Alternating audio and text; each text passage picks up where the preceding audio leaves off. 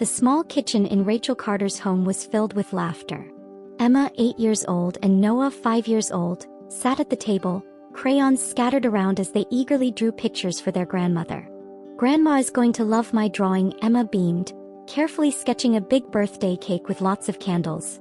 Noah pouted in concentration as he clumsily wrote "Happy Birthday, Grandma" on a card in wobbly letters. Rachel stood by the stove, smiling at the sight of her children's enthusiasm. She knew how much they adored their grandmother. Ever since her husband had passed away 2 years ago in an accident, it had just been the three of them. Her mother, Eleanor Carter, was the only family she had left. Although Eleanor had always been closer to Rachel's brother, she still hoped that her mother would love all her grandchildren equally.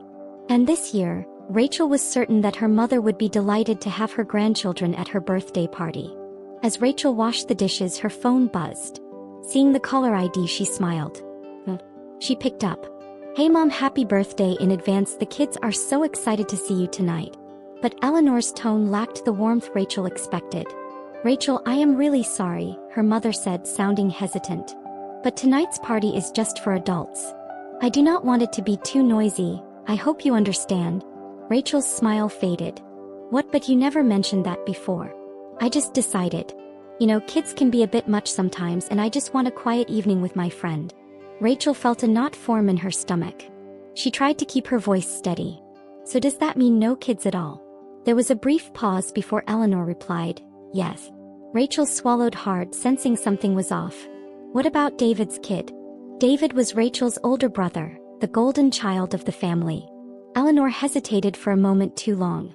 "David is bringing his kids, but you understand, do not you? He is very busy and I could not say no." Rachel's heart sank. "So you do not want me or my kids there, but you are allowing David's kids?" Eleanor sighed, her patience thinning. "Rachel, you are overreacting. It is not a big deal. David is my only son, and I do not want to upset him." The words stung like a slap. Her mother did not want to upset David. What about Rachel? What about Emma and Noah? Rachel gripped the phone tightly, her voice barely above a whisper. "I see, Mom. Well, I hope you have a wonderful party." She ended the call before her voice could betray the emotions bubbling inside her. Rachel turned to see Emma and Noah still at the table, happily working on their birthday gifts for their grandmother. How could she tell them? How could she say that their grandmother did not want them at the party? That she had chosen her other grandchildren over them? Rachel took a deep breath and forced a smile. "Sweethearts, Grandma decided to have a grown-up party this year. But guess what? We can throw our own little celebration at home for her." Emma frowned. "But Mom, you said we were going to Grandma's house." Noah pouted. "I made this for her. How will she see it if I do not go?" Rachel's heart ached. "She will still love it. I will send it to her." Emma lowered her head, silently packing away her crayons. Noah's lips quivered. "So when will Grandma want to see us?" Rachel forced a smile. "Soon, sweetheart." But deep down she knew the truth. Her mother had made a choice. And she had not chosen Rachel. She had not chosen Emma and Noah. She had only chosen David and his children. And that hurt more than anything. That night, after putting her children to bed, Rachel sat alone in the dimly lit living room, staring at Noah's birthday card sitting on the table. She felt as if she had lost something she never truly had. A mother's love. A family that treated her as an equal. Fairness. She had always tried to ignore her mother's favoritism. But tonight it was not just about her anymore. It was about Emma and Noah. And that was something she could never forgive. Rachel knew this was just the beginning. Rachel had always known that her mother, Eleanor, favored her brother, David. But she had never imagined that Eleanor would go as far as excluding her children while allowing David's kids to attend the birthday party. It was not just a matter of preference. It was a deliberate act of rejection. Rachel stayed up late that night, sitting alone in the quiet darkness of her home.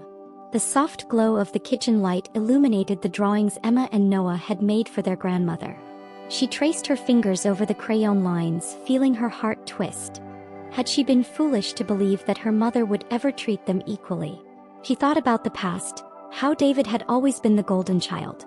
How he had always received the best gifts, the most praise, the most attention. Rachel, on the other hand, had learned to live with being second. But this time it was not just about her. It was about Emma and Noah. She could endure being overlooked. but her children should not have to. And that realization made her anger burn hotter than ever. A glimpse of the party she was not invited to. The next evening, Rachel tried to distract her children. She baked cupcakes with them, played their favorite games, and put on their favorite movie. She laughed with them, hiding the deep ache in her chest. But later, after she put them to bed, she made the mistake of checking her phone. Her social media feed was flooded with pictures of Eleanor's birthday party.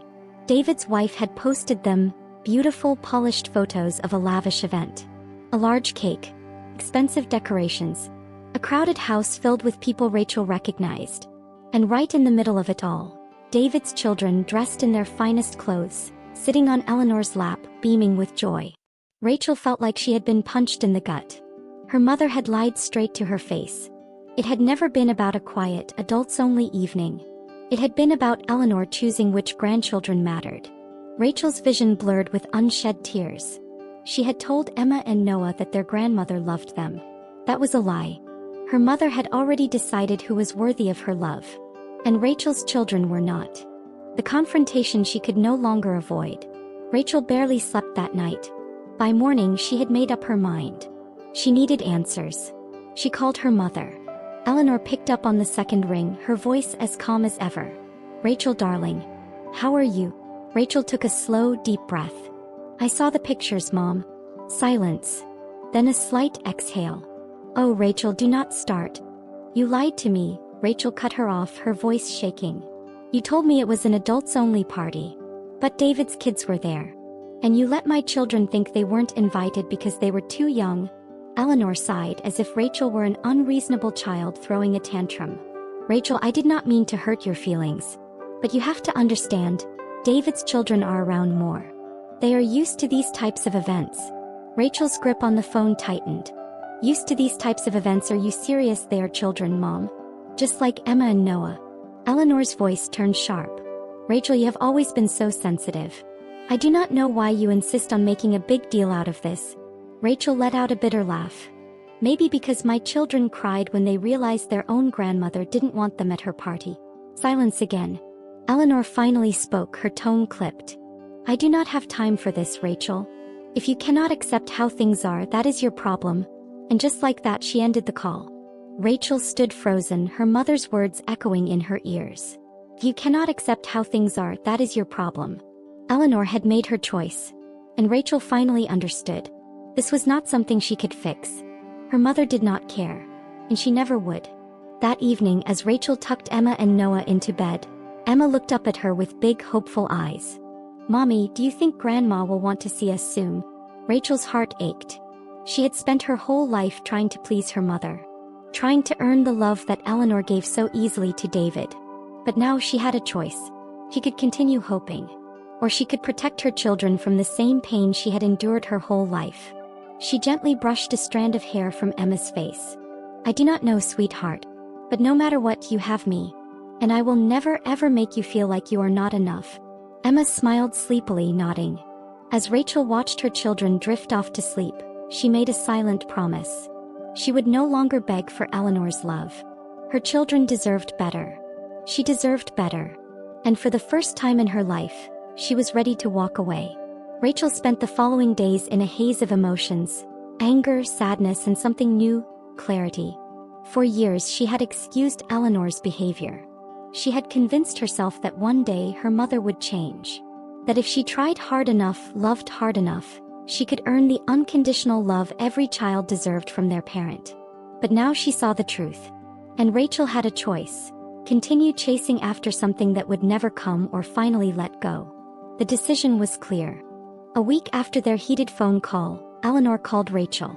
Rachel hesitated before answering.